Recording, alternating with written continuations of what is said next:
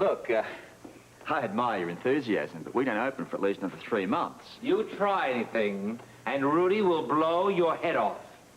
Well? I checked the whole ship. There's nobody else on board, boss. Where's your partner? Well, look, I always say that under these little sort of informal gatherings that we should introduce each other. My name's Hayes. Rutherford T. Hayes. Maybe you've heard of me. 19th President of the United States. I always thought that during my... Shut up. My, how quick they forget. Well, you, I assume, are the mouse. Where is Luke Spencer? Spencer. Let me think about that. Spencer. Where'd I leave him? It's on the tip of my tongue. Hang on. That's All right, wise guy. Coming to me. I'm going to ask you one more time. Where is Luke Spencer? And take your time about answering, because if I don't like what I hear, my boys are going to take care of you.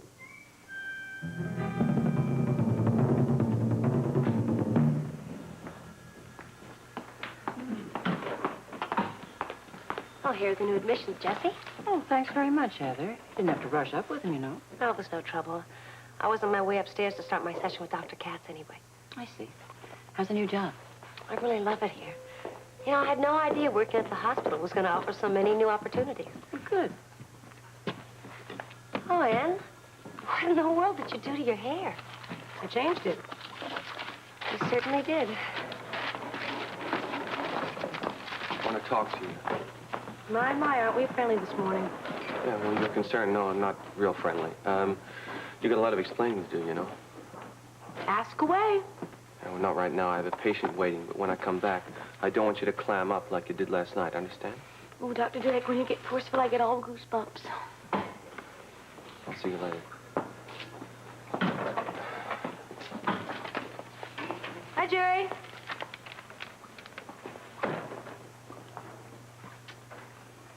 You know, Jessie, somehow I get the feeling I'm not very popular this morning. After what you did to Dr. Bradshaw, what did you expect? Am I interrupting? Oh, I say, no, of course not. Please come in. I was just trying to straighten up Steve's desk. I don't know how, but even when he's away, papers just seem to pile up. Actually, with Steve, I wanted to ask about how soon do you expect him back? Next week. Oh, I think it's better if I waited and talked to him. Okay. Arthur, is there something I can do for you? I won't play games. I'm sure you know why I'm here. It's about Anne.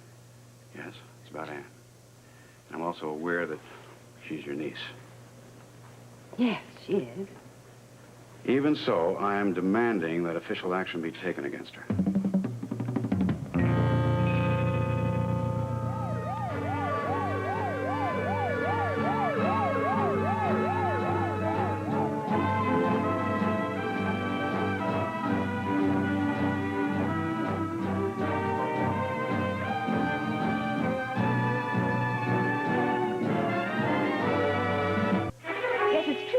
Is my niece, but that doesn't mean that I would defend her if I feel she is wrong. And I must say, her behavior toward you at the banquet, I feel was indefensible.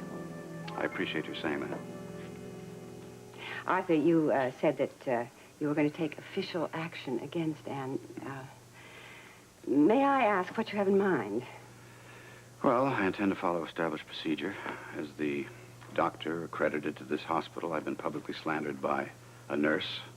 I'll file a complaint, give it to Steve, and demand disciplinary action. And I don't intend to back down on this. Oh, I'm not suggesting that you should. If I may, could you consider that Anne really hasn't been herself lately? She's been under extreme personal pressures. Could you tell me anyone in our profession who isn't under pressure? Well, yes, that's true. You do have a point there. And even pressure is no excuse for calling me a murderer. No, of course not. That's something that we cannot ignore. In fact, before you came in here, I had decided to talk to Jessie Brewer about it. No, that won't be enough. This has gone far beyond the authority of a head nurse. Now, if you want to sweep this under the rug or ask Jessie to give her a slap on the wrist, that's up to you. But I'm not settling for any halfway measures. I intend to see that Anne Logan gets everything she deserves. Let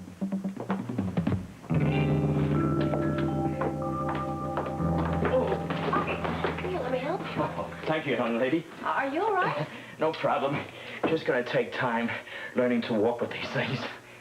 Yeah, of course. Broke your leg, huh? Compound fracture. I slipped on the floor of the garage. Oh, that's too bad. I hear most serious accidents happen in the home. Oh, it wasn't at my home. My car was in a shop for repair, and I didn't see there was oil on the cement floor. Happened in a place of business, huh? Yeah, that's right. Why?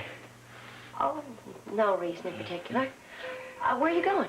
Well, I'm going to get my coat, and then my wife is waiting for me outside in the parking lot. I see. Well, look, why don't I help you on down to the parking lot, and I'll make sure you don't lose crutch. Oh, that's nice, but I don't want to trouble you. Oh, it's no trouble at all. We'll just take it nice and easy. Okay. The manager. Slipping the oil in a garage. That's just terrible. I'm waiting, Scorpio. Where's Luke Spencer? Might I make a small suggestion here? I'd think a whole lot better if Dopey and Doc weren't pointing their Christmas presents at me. Satisfied? Where's Spencer? Now, let me see. Did you want to talk to Luke about anything in particular, or is this just a social visit? You're his partner, and you know what I want. 20 cases of liquor ripped off from my warehouse. 20 cases? 20? That's outrageous. I mean, it's just horrendous, this crime wave we're experiencing at the moment. You know, I was thinking... I am losing patience very fast, smart boy. Ben, let me think about it. Just a second. Now, when did this brazen act of thievery take place? Do you remember? You know? Of course I remember. Of course I know. Sometime between 6 and 8 last night. Hey, well, that lets Luke off the hook.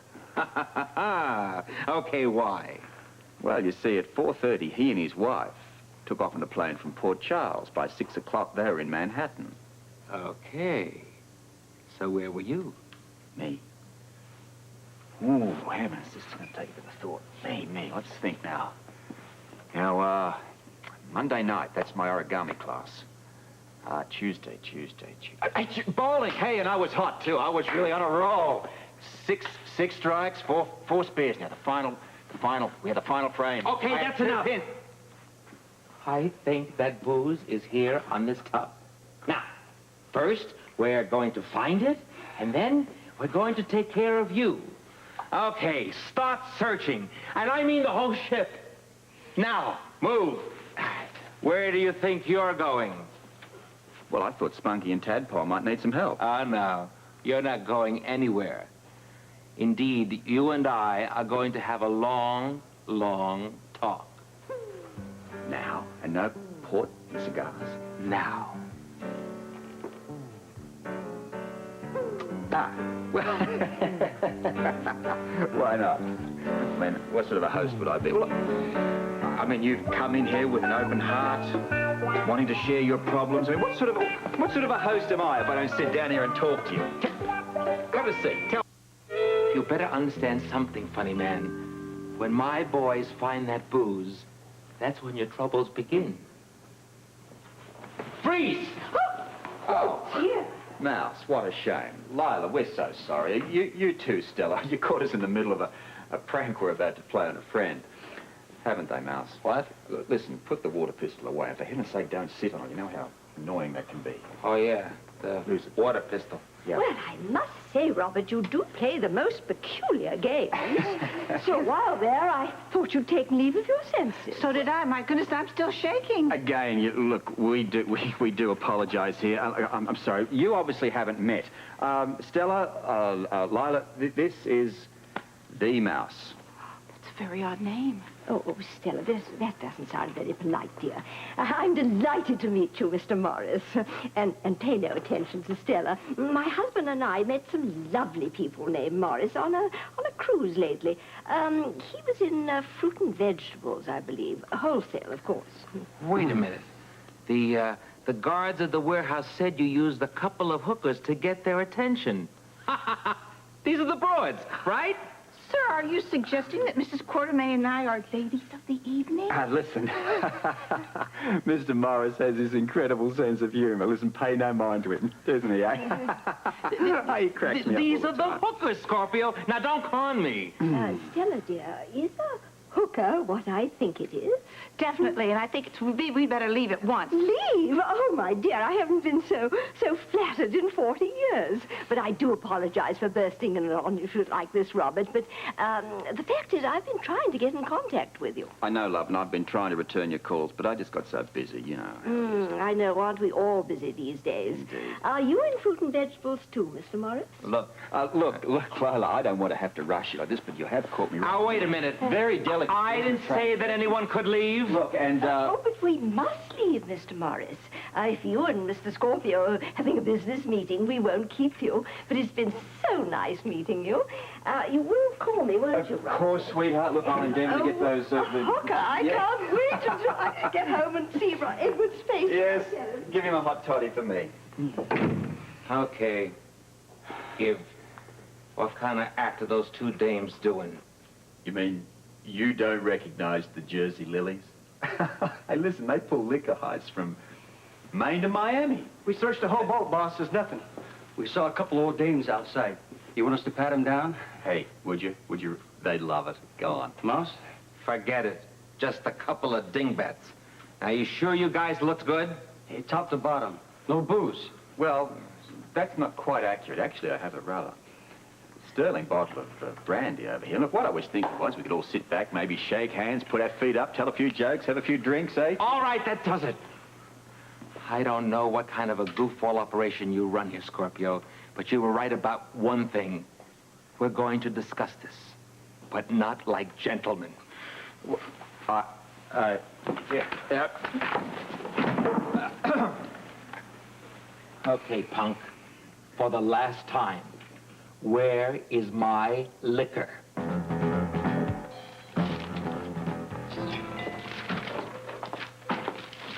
All right, I'm listening. Go. What? About your explanation for last night. Oh, come on, Noah. I've heard enough about last night. Hey, What? listen, you're going to hear a lot more, believe me, okay? Why'd you do that? What possible reason could you have?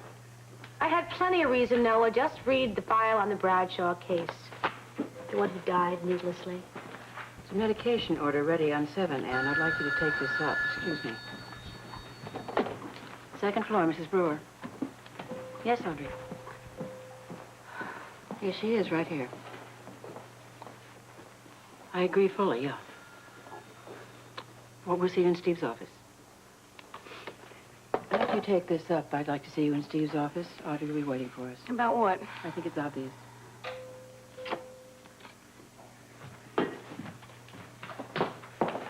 Yes. The file on Dr. Bradshaw's patient, the one that expired yesterday. Yes, it's right here. Thanks.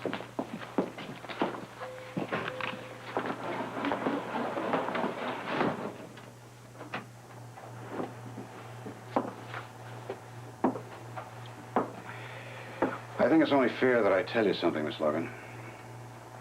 Yes? I'm filing formal charges against you with Dr. Hardy. They'll be on his desk when he returns. I see. And the reason is that I consider your outburst against me totally unconscionable. I did what my conscience dictated, Doctor, and anyone reading your file will agree with me exactly. You're so wrong, Miss Logan. When they examine my report, there's only one thing that's going to be crystal clear. You're a disgrace to your profession.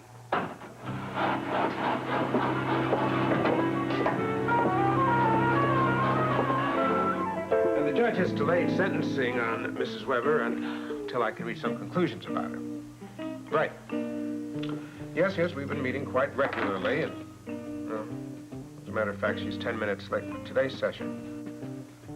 Anyway, Mr. Redfield, when the court adjourns, would you please tell the judge that it's going to take quite a while before I can reach a competent, responsible evaluation on Heather, but that I will keep him informed as to her progress. Right. Oh, thank you, Mr. Redfield. Goodbye. Heather.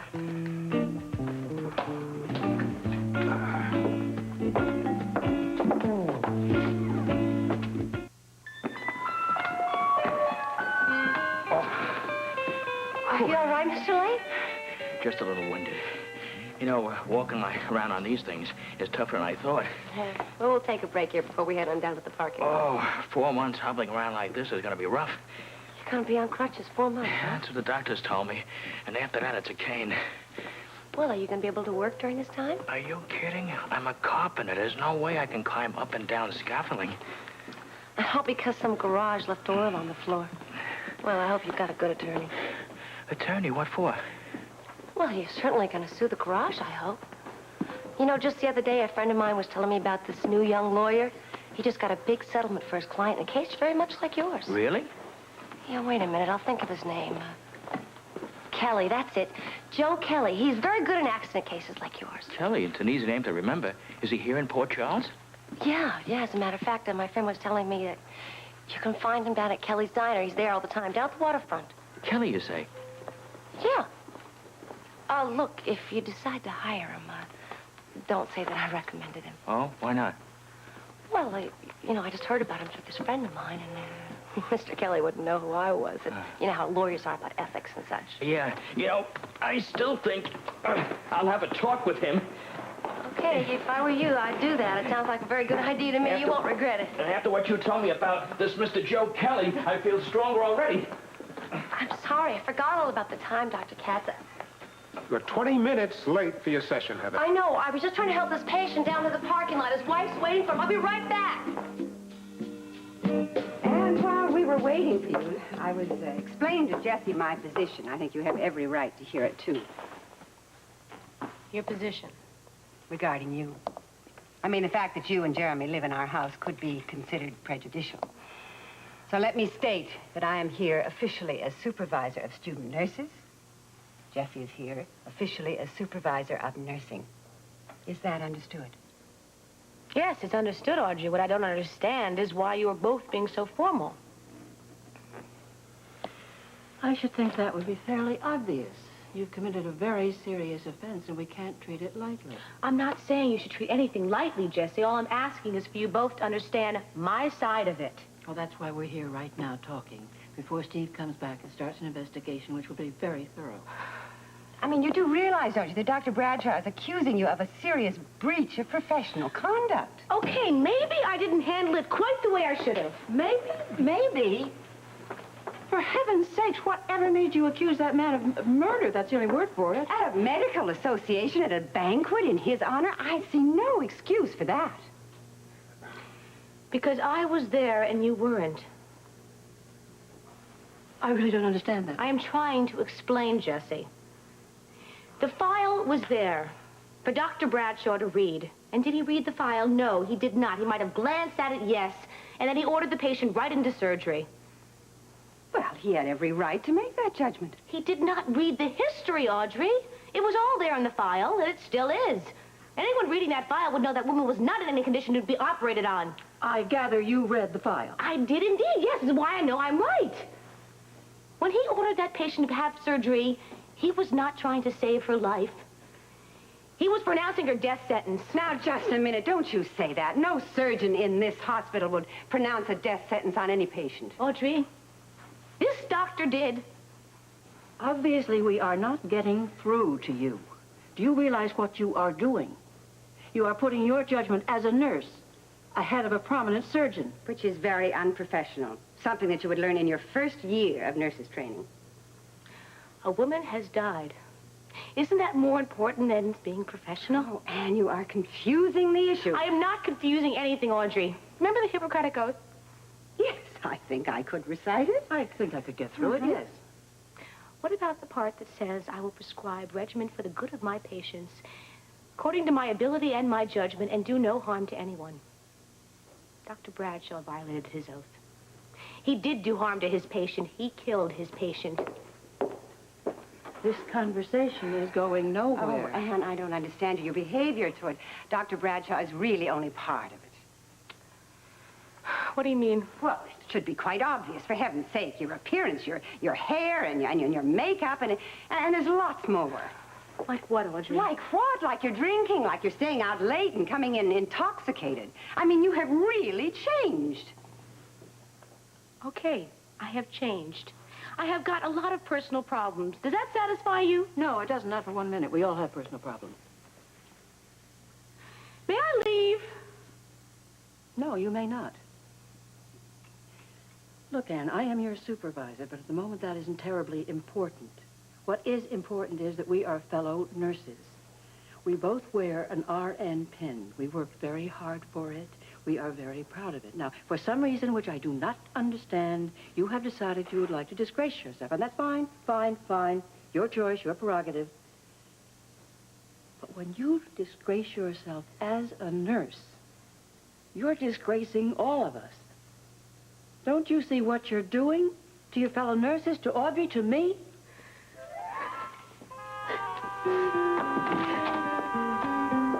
All right. I admit it. I just don't get it.